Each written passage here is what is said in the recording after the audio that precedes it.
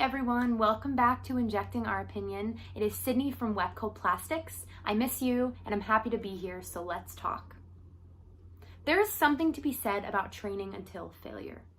Speaking that aloud sounds a little crazy, but when it comes to muscle gain or mental gain, it can be a good thing. Training until failure allows for some serious growth. Not every day, not all the time, but training until failure can be good for you. Here's an example. I help out with the teens program at my gym. We do a lot of barbell lifts.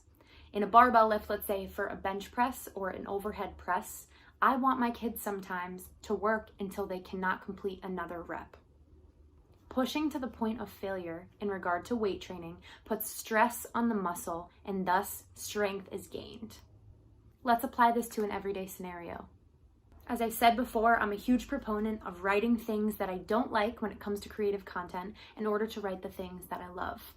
When I sit down to write, I am not constructing a single perfect polished paragraph. I am constructing 10 messy, not so good paragraphs, and I can pull from those and develop great content. When I write, sometimes I'm writing until failure. Do not sell yourself short. We want growth, we want continuous improvement. And the only way to achieve this is to push our own limits and to challenge our own boundaries. Halfway, every day is complacency. Let's take a day out of our week to work until failure.